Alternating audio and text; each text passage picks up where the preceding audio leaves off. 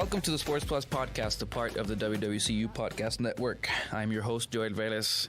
On tonight's podcast, we're going to be applying the plus on this podcast name. Last night, December 2nd, 2019, Western Carolina's Student Government Association Senate held an impeachment hearing for student body president David Rhode. Some of you might remember Rhode had faced impeachment 2 other times during his time as senator. I'm joined by Benito García and Nate Hadley of the Western Carolina Journalist. They published a story late on Sunday revealing many of the allegations against Rhode. So let's get right to it. Benny, Nate, how are you doing? I'm doing good. How are you? Pretty good. Great. Yeah. All right, guys, paint the picture for me and for Catamount Nation. How did we get here? Well, I am a senator. Well, I was a senator on the Student Government Association, and so I received an email regarding the impeachment articles that have been filed against President Rhode. So the first thing I did was kind of alluded to my partner for my news reporting class. We were going to do a story on mental health, and then I was like, "So I have some interesting news to discuss," and then he already knew about it, so word had gotten out, and we talked to our professor, and she was on board with doing the story about it. So we went to go talk to the WCU counsel, TJ Eves, and he gave his clearance to publicize the story only if the authors of the articles would come forward and tell us the details and the content of it. So I reached out to some people, and one of the authors, Fiona Buchanan, came forward, and she sat down with us and gave us an interview where she told us in detail a lot of the allegations that were in the articles of impeachment. And Nate, you want to add? Yeah. Well, also, it's good to note that we had seen previously some details that were in the impeachment, but the big struggle with this story was that in order to make this as legal as possible, we had to make sure that we talked to other people to paint this picture, which is why our sources were really important to try and get an accurate picture of the actual story. That's why we ended up talking with Fiona Buchanan. We talked with Zachary Daniels. We also talked with Kason Mitchell, Susanna Lester, and we were able to really get a good idea of how this came to be. And it ended up being, I'd say, we ended up sitting down in the room, all of us together, and kind of just talked about it. They almost vented to us about some grievances that they had about David. And I think this whole process probably took about an hour of just them talking and giving us a lot of information. And it was overwhelming at first. And we kept on pushing back the story because we wanted David Rhode's input on this. So we reached out to him for an interview on camera, and at first he agreed to it. We sent him some of the questions that we were going to ask him, and then he ultimately declined for an on-camera interview. So then we offered if he would do a press release, and he agreed to it. So we sent him some questions, more detailed, that we would want some answers from. And then ultimately he declined to do the press release as well. And he referred us to his attorney, Douglas Pearson, and they did not reach to us on time for comment. And so we went ahead to publish the story anyways Sunday afternoon, December 1st. And then it became what it has become, which I'm very proud of. The story was spread like wildfire, and then Senate had no other choice but to live stream the event for the student body, which I am very proud of. Yeah, I'm really excited about, well, not excited, but I'm proud that it actually got the coverage it was, because no one was talking about this, and a lot of people approached me saying that, basically thanking me for being a part of the article because, they didn't have any idea, and this gave awareness to this issue that people were really concerned about. Now, I mostly got positive feedback, but I think that Benny got more negative feedback. Yeah, talk about the feedback that you got, especially as you, at the time of publishing the story, you were part of SGA, you were a senator. So talk about that. Right. So we made it very clear that I was a senator. At the beginning of the article, we had made a disclaimer. And so I was going to be voting on the impeachment hearing, and people were aware of that. So I believe that I received a lot of the negative comments because of that. A lot of SGA members were not happy with the fact that I had published the story. Some people that I thought were friends really made some really nasty comments that really did hurt my feelings a lot, because this is honest reporting. Student body pays tuition to the Student Government Association. David Rhode gets paid $6,000 a year to serve as student body president. And so he was facing some really serious allegations, including sexual harassment, taxation, exemption, amongst others. And so I really felt that the student body needed to know what was going on. And so I did receive a lot of hateful comments, but at the same time, it was a lot of positive. So, but I stand firmly by my story and my article, and I think I did a great job, and I'm thankful Nate was here along as well. Yeah, for sure. I mean, you talk about the student body needing to know about this. If you guys don't publish this, I'm sure that the Senate would keep it on the DL, right on the down low, and just keep on with the hearing. Not a public hearing, right? Right. So from some of the executive members on the SGA team, I did hear some talk that they wanted to keep this as under wraps as possible. But because the story was published the day before the impeachment hearing, students really wanted to be in on it, so they reserved 20 seats for students to come and sit down. Unfortunately, that was not enough, as there was a line outside the multipurpose room for students to go and see the hearing, and so they live streamed it. And I believe we capped at 6,300 views. Wow.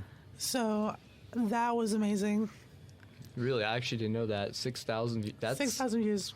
That's a lot of people that are watching that. So, yeah, actually did not even know to the extent of that impact.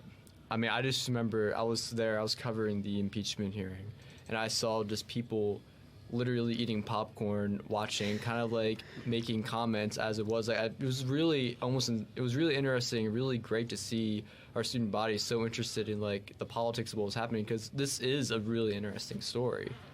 Did you guys face any backlash from within SGA and any other part of the WCU administration to sort of keep this under wraps, not let it come to light? Not from the administration itself. A lot of the people that we did try to contact declined to comment. Some of SGA advisors, WCU legal counsel, they all declined to comment on the specifics of the event. SGA members, they were very clear that we should not bring this to light. A lot of senators were telling me, Benny, you are ruining this guy's life. They were telling me I was doing the wrong thing by publishing the story. But I do not agree with those sentiments, and I think we did the right job. Yeah, I agree, because this was public knowledge.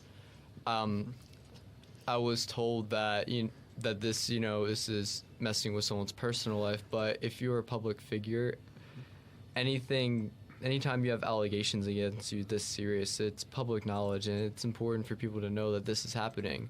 And also, given if, and even if the allegations turn out to be not true, it's important to know that they were brought up and maybe, corrected, have his name cleared if need be, or vice versa. It's important to just be transparent, which is actually something that David Rhode was talking about, that he runs on transparency. That's what this article was. It was transparent.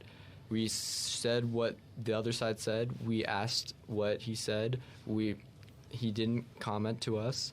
We even talked about Benny being a member of SGA. Everything we did was very transparent, and that's kind of the whole point of it. And now we're working on another story right now, and we're going to be transparent with that. We're going to, there was something in the article that was a claim that he was able to prove was false, not to our knowing, not even to the accusers knowing, but he was able to prove it false in the actual hearing, and now we're going to be able to correct that and say, hey, he proved it false. He did other things, and it's just about being transparent to give the student body an idea of what's going on, because they have the right to know. Of course, whether it's national politics, local politics, David Rhode is a public official for a state institution, so this level of transparency is very important, especially for the student body that, like you said, with tuition pays for their salaries. Guys, could you tell me how cooperation was from in and around the story within SGA and within the periphery of it all? It was mixed. As far as a whole, a lot of people were weary of going on record of speaking with us, which is, understandable. They don't want to be put in the wrong light, or they don't want to, have to look back on a story and be on the wrong end of it or anything like that. So I understand that.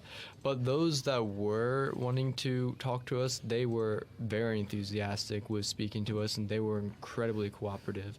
In fact, I believe that Fiona actually reached out to Benny for interview initially, and it ended up working out great, and we ended up having multiple others tag along with this interview after we did speak with Fiona, but I essentially was very willing to talk and speak her mind, and she was incredibly candid, which is great because it helped the article, a lot of that candidacy. Zach was also very helpful. He was pretty much willing to say anything that he had already basically written down in the articles of impeachment. He was pretty transparent with us and what their hopes and wishes were, which is good. And overall, pretty much everyone that was there wanted to be there, and they were willing to talk. That's good. Fiona's Buchanan, right? Yeah, Fiona Buchanan. Okay. And with that, guys, I think we can move on to the actual impeachment hearing, which started at 6:02 p.m. last night. Guys, take me through it. Well, it was a long 4 hours of the impeachment hearing. Most of the time was consumed by witness testimonies and by opening and closing statements from both Mr. Rhode and Chief Justice Alston, and Senate questioning of the witnesses. It started off with opening statements from Mr. Rhode and from Chief Justice Alston, and then we moved into the testimonies. I believe the first witness that we had was Miss Fiona Buchanan, and so as we saw in the live stream, she and Mr. Rhode clashed a lot in terms of the questions that were being asked. I think she didn't have some of the best answers during her testimony. I think she had great questions afterwards. But I believe that during her testimony, a lot of the things that she had alleged in the articles of impeachment, David ended up debunking, which made her credibility weaken. At least that was the view from the Student Senate. And I think that was partially why David ended up winning. Then we saw some of the executive members testify against Mr. Rhode, which I thought was really, really interesting because these are supposed to be David's closest allies. They're supposed to be the closest people to the president, and they all had some kind of negative thing to say. Mr. Clemens, the chief of staff, and David were obviously the most heated. Patrick did not hold back. They kept on taking jabs at each other.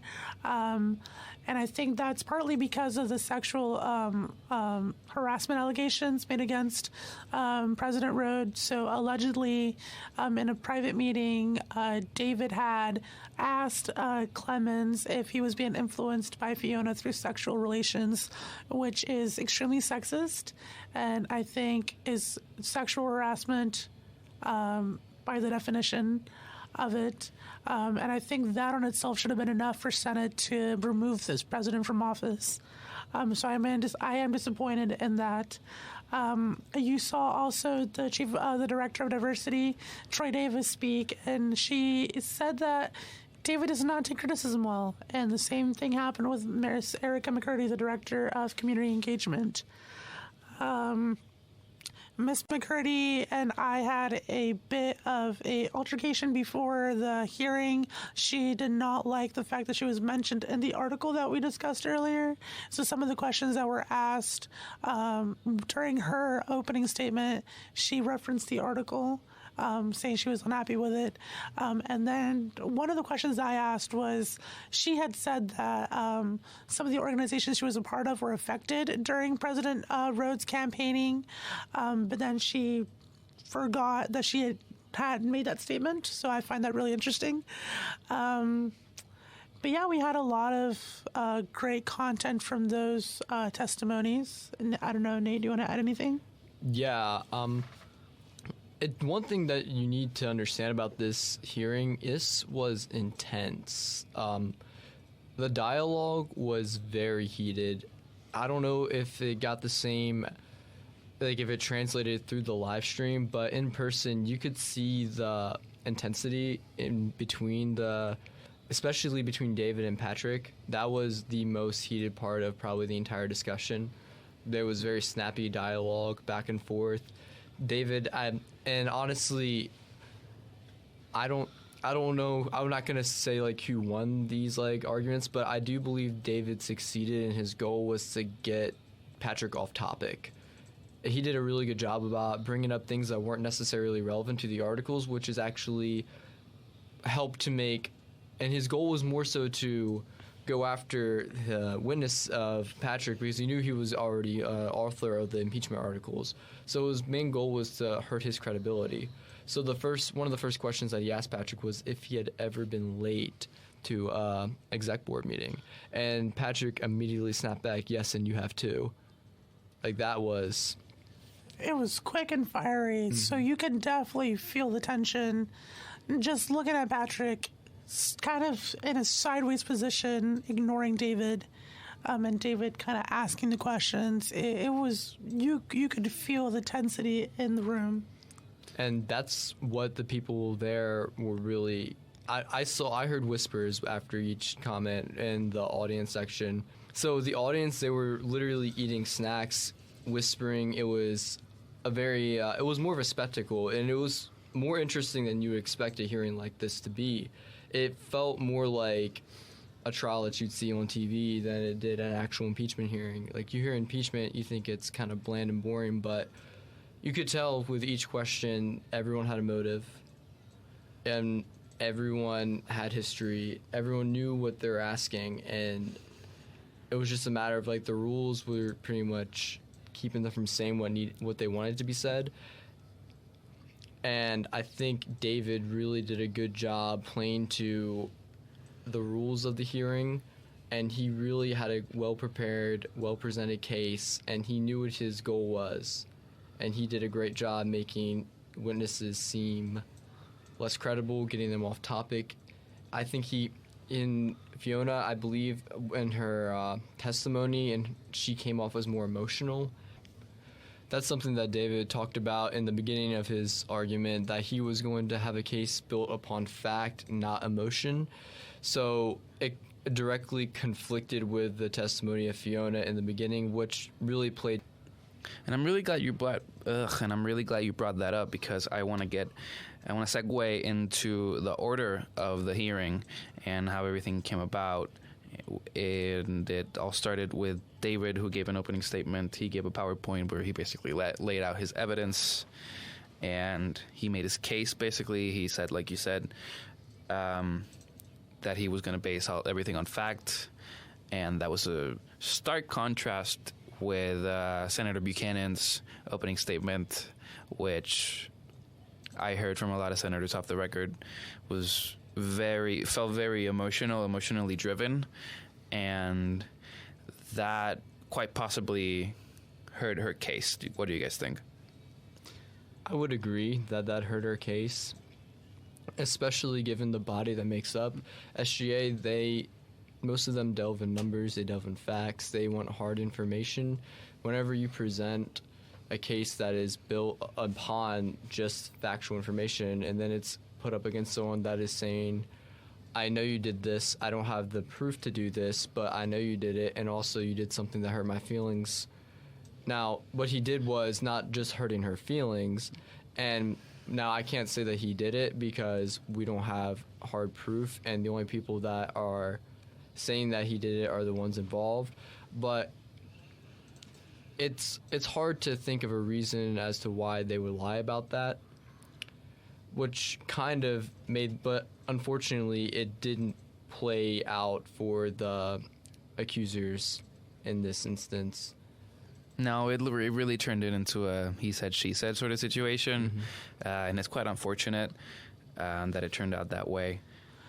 But I don't think we should disregard the fact that Fiona was emotional. When you're a victim of sexual harassment, as Miss Fiona Buchanan was and her boyfriend, quite frankly, I would be very upset too. And the fact that David never directly mentioned or referred to this having any kind of validation proves that Mr. Rhode does not care about the truth, even though his PowerPoint was truth and fact. And I think the fact that he started with this PowerPoint that showed his credit cards, that showed the receipts, that showed the statements, really laid the foundation as to where this hearing was going to go. Fiona had a very emotional response, which I totally understand. Absolutely. But David played his cards very well. He knew exactly how to go for Senate. He knew exactly how to play the senator's role because he's been in that position before. And he knew what they were looking for, and he played every single card right. And I believe opening with that PowerPoint, with those facts, I mean, they were facts. He debunked the tax exempt, which was actually a policy by the company itself, not a donation from Turning Point USA. He proved that he purchased the buttons with his own credit card. It was only the autofill that showed his company, Rhode Group LLC. So he had a lot of truth in his PowerPoint that debunked some of the earlier statements in the impeachment articles. And I feel like people focused on that because it was such a memorable presentation that kind of the rest in the between was kind of forgotten. And so I definitely do think David played his cards really, really, really well with that. But I don't think we should disregard Fiona's emotional response when she was up on that table. No, of course not. But I agree, though. I just bring it up because, you know, how, like you said, David played his cards so right because he's been in that situation before to the point where her taking that route of, you know, just going in there and maybe seeming emotional, that played to David Rhode's benefit ultimately. Absolutely. And if I can add one thing too, the fact that David submitted the evidence as late as he did and actually didn't comment left David with the benefit of being able to prepare for that entire thing because he knew every bit of evidence that they had against him. It came as a bit of a surprise whenever he had the PowerPoint, he had the presentation, because all the information wasn't in the PowerPoint. Most of this evidence was presented, and then his testimony, like going along with it, was pretty new information, and it really took a hole into the accuser's case because, you know, this was like one or two of the main reasons that his impeachment was brought up, and he completely destroyed that in this presentation. I think it caught Fiona a little bit off guard because then the weight then falls on to the TPUS, the Turning Point USA, and the conference that he went to, the campaign funding, and then that became to the foreground, and then it also weighed heavily on the sexual harassment, which those two things they had less hard evidence against, which definitely is a big turning point in this. No pun intended. But I do think the fact that those two separate issues had less hard evidence also kind of fell into David's lap because then he could be like, look, I proved to you guys that I have evidence. They don't. They don't have witnesses. They don't have proof that I took money from Turning Point and all this other stuff. So it kind of discredited them in a way to make David seem like he had the facts, which I'm not saying he didn't. He definitely did clarify some of the things that we definitely were questioning. But it definitely made Senator Fiona, I definitely do think it caught her off guard because she did not know how to respond. Then it became very emotional when President Rhode asked her, where does it say tax exemption? I think the correct terminology was like tax of North Carolina 0.0%, so it never said tax exempt, which goes to show that he really knew how to prove that as a falsity. Yeah, he was very prepared in every sense of the word, and it wasn't until he was called to be a witness that there was really any semblance of much of a chance for him to be impeached. For much of the hearing, you could just sense it in the crowd and in the Senate that everybody just sort of felt that there wasn't really any cause or ground for him to be impeached, not really. And it wasn't until he took the stand as a witness where the tide sort of shifted. Yeah. So during his actual testimony, David made a mistake. I mean, to be candid, he messed up in his testimony. There was he admitted to the biggest claim against him, which actually, if he admitted to something that can be considered a crime at the state level, and that was huge because that almost completely ruined his case because he admitted to the biggest thing against him, and they had no evidence for this. He could have completely denied. He didn't. And as soon as he admitted that he went to the Turning Point USA conference and that he received funding, which is by definition bribery, whenever he admitted to that, it immediately got called into a recess, and he actually was taken outside by what I believe is the SJ legal staff. Is that what happened? WCU's legal counsel. Yeah, and they spoke to him, and he came back and amended his statement. At that point, that was probably the most interesting part of this entire hearing, because he came back and really went back on what he said. I don't know, I cannot speak to what went down in that meeting, but he came back with a very, I wouldn't say very different story, but his statement was much different, and it completely shifted what took place in the voting. Shifted the momentum of the hearing, too, and he made just the right amount of changes where, it was still technically the same statement, enough to be amended, but not a total 180 shift. What I found interesting by this was the fact that legal counsel did take him outside. He amended his statement, and then they came back and said that they were still trying to calculate the expenses from summer 2019. We are in December 2019. That, to me, kind of... They were caught off guard by David. I feel like they were caught off guard, too. I feel like, honestly, they were unaware that David was going to admit to this.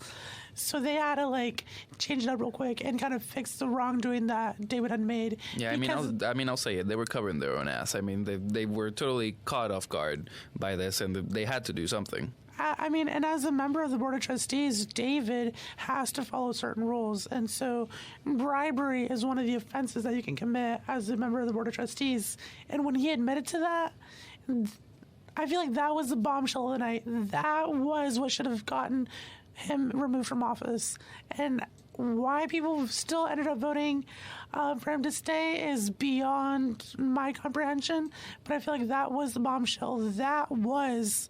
that should have been the verdict. That was the hard evidence. That was the smoking gun. That was everything that they had been trying to find in physical writing, because Fiona actually said that Turning Point USA is a organization that doesn't publicly, they're very private. They're good at covering their tracks, and so they did have evidence of David at a conference in Washington, D.C. over the summer. However, there is no direct correlation with Turning Point USA, so David could have easily denied, easily came up with another story, but no, he admitted to it.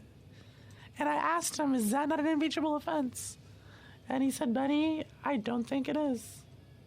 And I feel like that should have been what drove senators to remove him from office. And once again, why they didn't is beyond my comprehension. I feel like it's also worth touching on other testimonies, mainly Chief of Staff's Patrick Clemens. Could you guys talk to me about his testimony? How did you guys feel about the whole thing? How did you think it went as a whole? Once again, I think Senator Fiona's testimony, Patrick Clemens was very emotional during the testimony. But I do think, once again, his emotions were driven from a place that David Rhode had caused. I wouldn't take things lightly if my supervisor had asked me if I was being influenced through sexual relations by my partner, who happened to be a member of that organization as well. I feel like that is completely disrespectful, but also unethical of David to ask. And I really hope that this does not just remain as it is, and I hope additional steps are taken to remedy this. One thing that I will like to comment on is during David Rhode's testimony, I did question him a lot about Patrick. I wanted him to admit to what he did. I asked him, do you think Patrick lied? And he said to call Patrick a liar would be too much to say, but I do think he's not telling the truth when it comes to this. And for me, it's like, what kind of person would fabricate such a lie, would go to SGA advisors, tell them, this is what happened to me, write an email, formal email to supervisors, testify in front of Senate, in front of 6,000 people online. Such a grotesque thing. And as a victim of sexual harassment in the past, the first thing that you think of is, will people believe me? And David did not believe Patrick. Senna did not believe Patrick. And that to me is hurtful. That to me is personal. And that to me is unacceptable. Mr. Clemens deserves respect from this institution, and they did not give it to him. And I am very disappointed in David, because transparency is one of his key talking points. The truth will set me free. And I think the truth set Patrick free also by speaking out about this. And it is truly heartbreaking that it was not taken more seriously than it should have been. I am truly disappointed. Absolutely. And another thing, there's a stat that I actually know that over 95% of claims about sexual harassment or sexual assault, sexual misconduct, 95% of them are true. That's actually, last year, there was it's very, very rare that these claims are actually found to be not true. And kind of bring it back to the actual hearing itself, I believe that it was kind of constructed that they had information about David going to Turning Point USA and they had a vendetta against him, is what David was trying to claim, and then they constructed the sexual harassment to try and make their case stronger. From what I've been hearing is that the main reason articles of impeachment were filed were because of the sexual harassment, but since they knew they didn't have a lot of hard evidence, they looked for other things to try and strengthen it. So what was pitched to Senate was completely backwards of what happened. The order of events was they experienced sexual harassment, an alleged sexual harassment, which caused the conflict with David and basically brought down, per Patrick's words, after the sexual harassment and after his apology with David, their relationship declined. And then at this point, that's when they started looking into impeachment. So why would they need to fabricate the sexual harassment if that's what was initially started? Yeah, that was the main reason to start the whole impeachment. Mm-hmm. But you know what I don't get is the fact that David admitted to threatening to fire Erica McCurdy.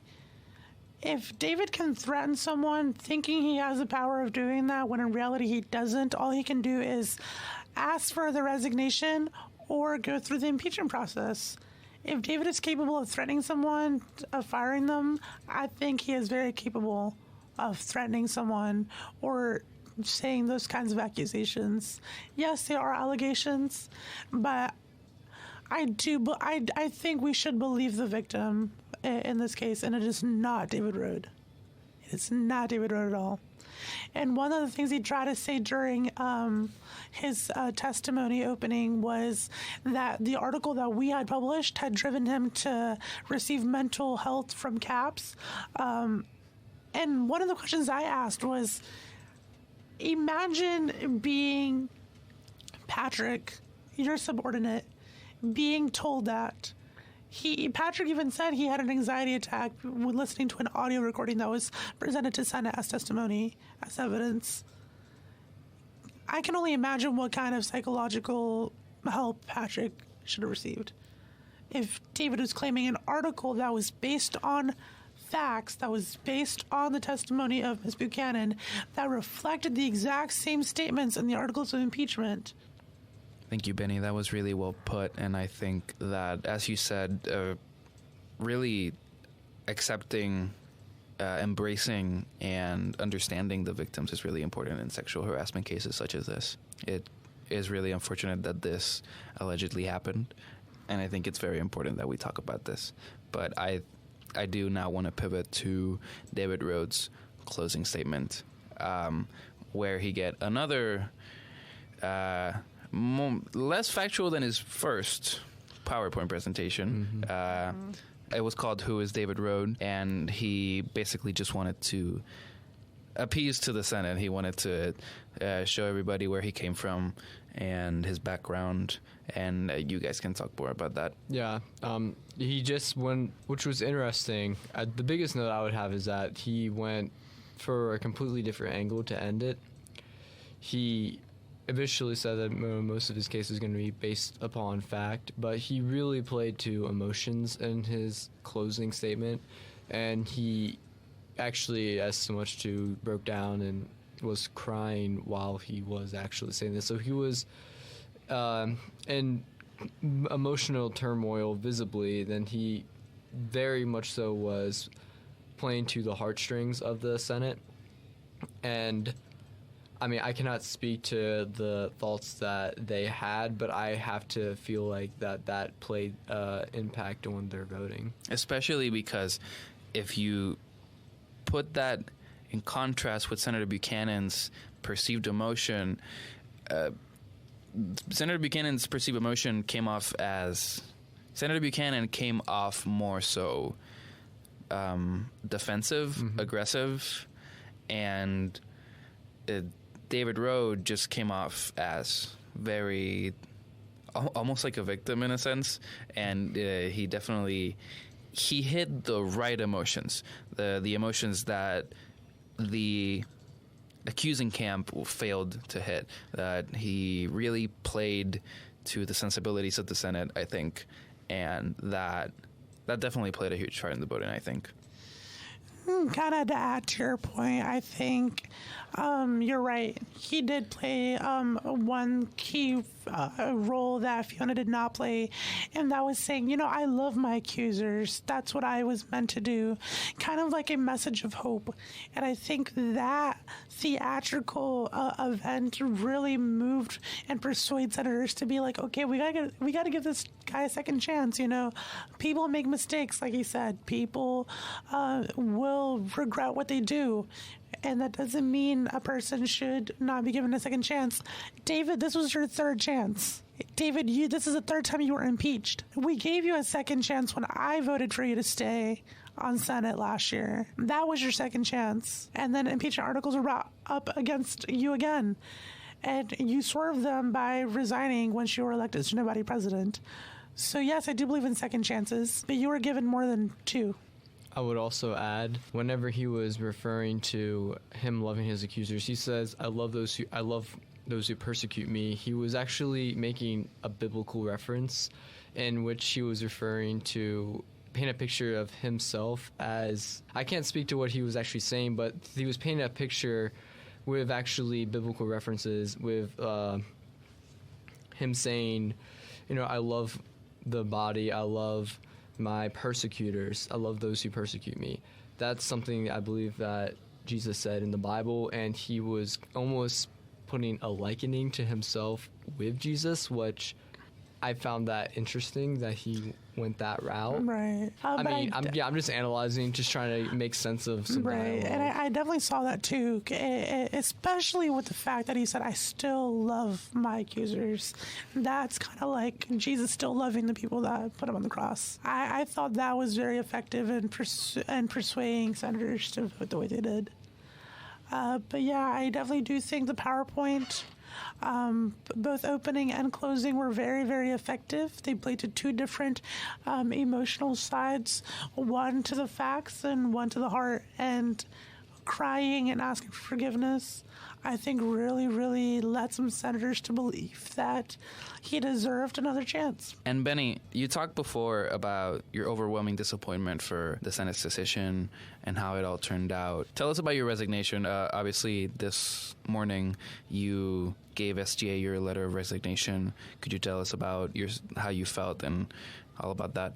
So it wasn't easy to come to this decision. I definitely thought a lot about it last night. On the drive home, I really kept going back and forth about how to go about this and what to go and do next moving forward. And ultimately, I decided that I could no longer be a part of an organization that decided to overlook so many facts, especially the sexual harassment claims, but also the fact that David admitted to committing a crime and senators still chose his side. I feel like that was really, really disappointed. I was heartbroken because leading up to the hearing, after my article was published, that was co-written with Nate, I received a lot of hate from senators, a lot of negative comments saying I had ruined David's life.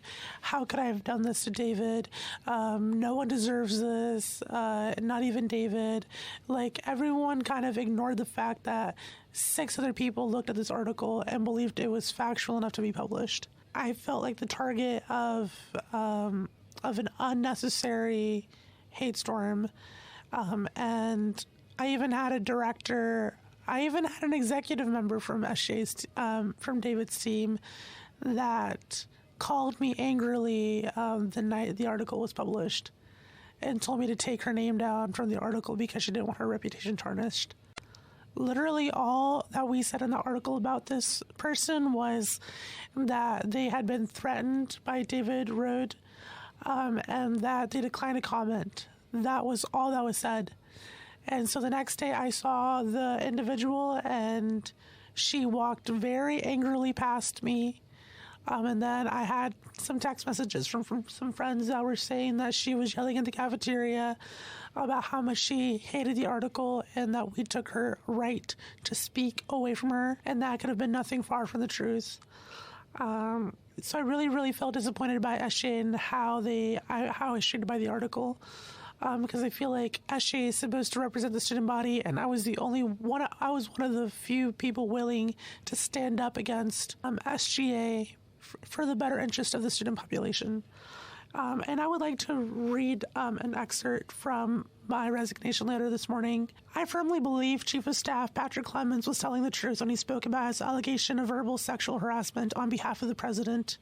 The fact that Senate didn't think this was enough to remove the president from office is disgusting, grotesque, and not what the student body deserves to be representing them. As a victim of sexual assault, my greatest fear was speaking out and not being believed. And that is exactly what happened when Mr. Clemens and his allegations.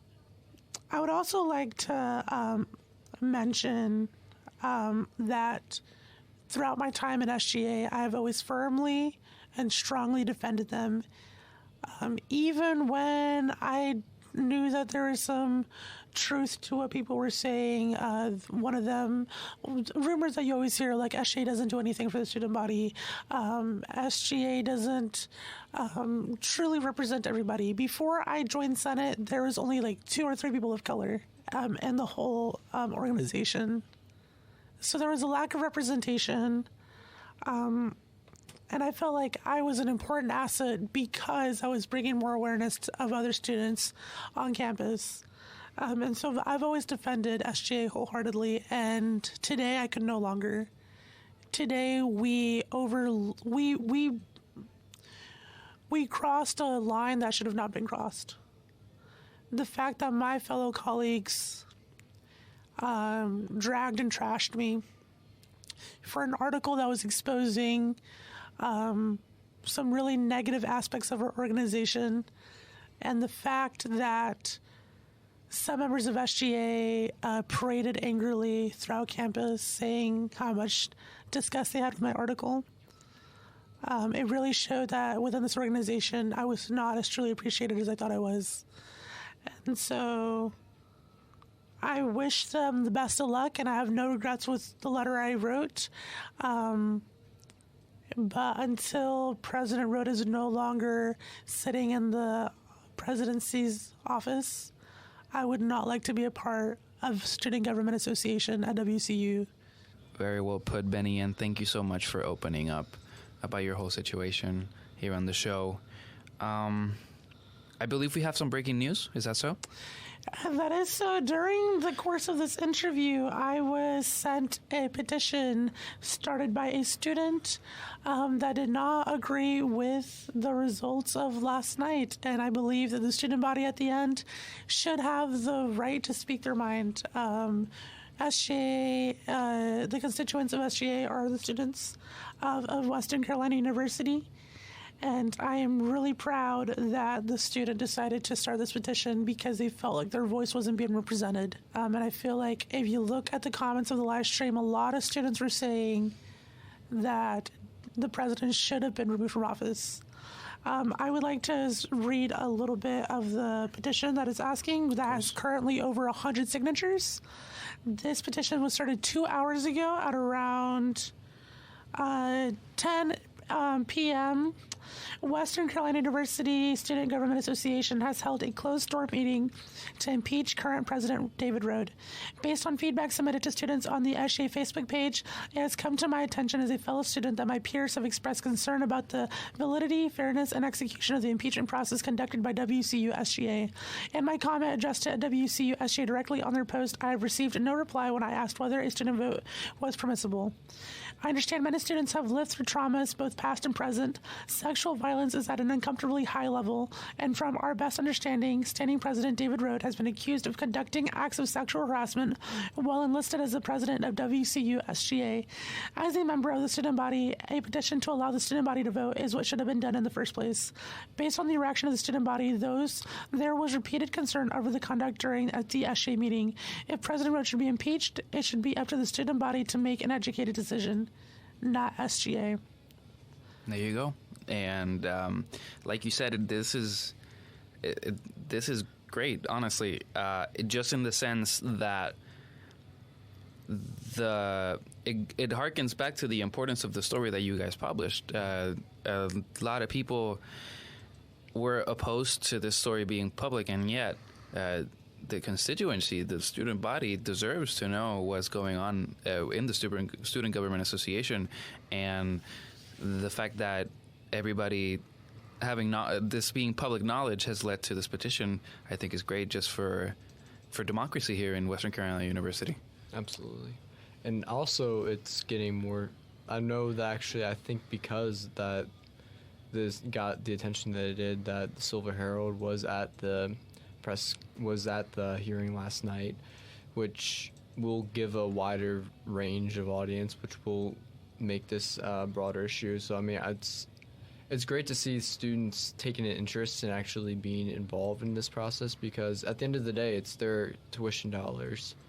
And also, it's a very serious issue. And if they believe this hearing that was live streamed, they have all the information in front of them, and they believe that this was not conducted fairly, that is something that is to be concerned, because, I mean, the impeachment hearing was amended this semester, I think, to try and do better than previous times, but before there was basically no coverage, and it was very quiet. This time it got coverage, it was put under that microscope, and now the public will actually have an opinion as to how they believe the results were, and that's very, very important. That's democracy.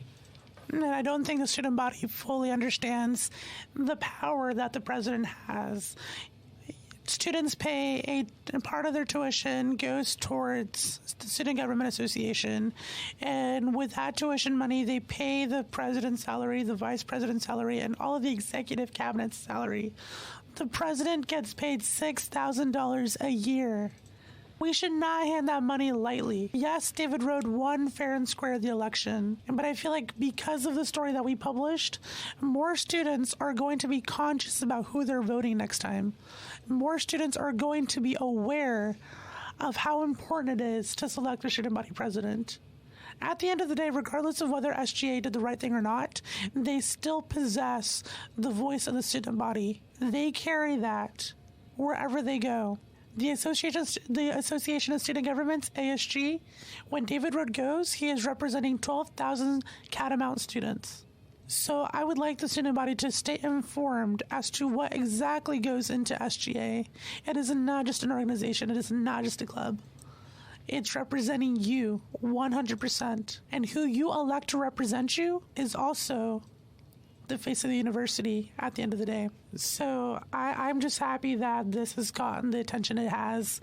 I know people are not going to always be happy with that, but I am proud that the student body is starting to pay attention.